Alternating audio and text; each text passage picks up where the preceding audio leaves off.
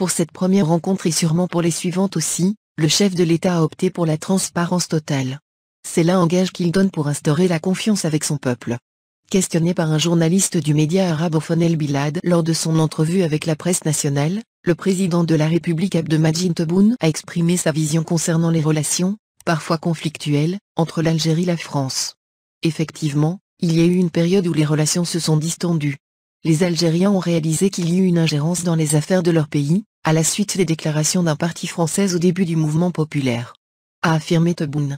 Le président a expliqué, avec fermeté, que l'Algérie, grâce à sa nouvelle génération et son nouveau gouvernement, n'acceptera dorénavant aucune forme d'intervention étrangère et n'autorisera aucun pays, quel qu'il soit, à exercer une tutelle sur elle.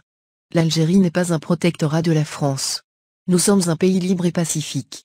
Nous avons décidé d'un commun accord, de tourner la page, a fait savoir le chef de l'État algérien.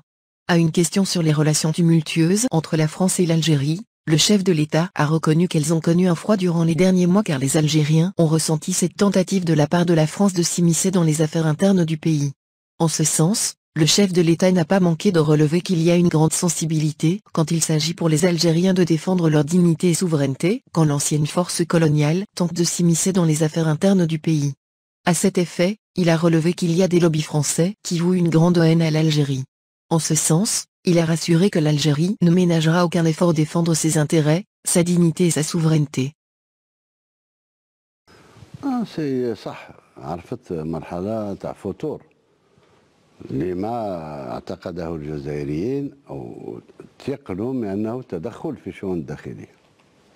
تصوروا تصريحات أيام الحراك ومن بعد الحراك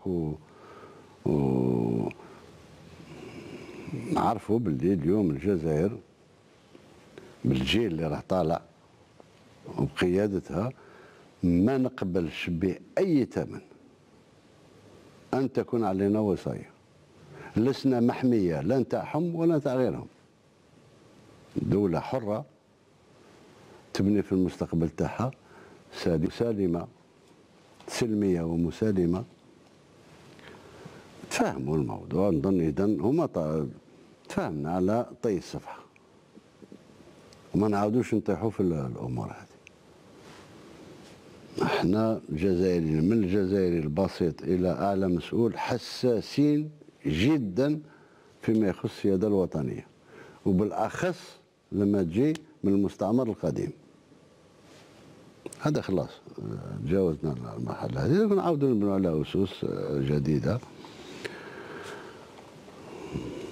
وقعوا فيه قلت لا أنا أغلب الشيء اللي صرا بيناتنا كان رد فعل تاعنا ما كانش فعل من البداية منا. البداية دائما تجي من كثرة الهضرة ماهوش ربما الرئيس الفرنسي ولا ولكن تقول فيا كلمة نقول لك 10 هذا ما كان.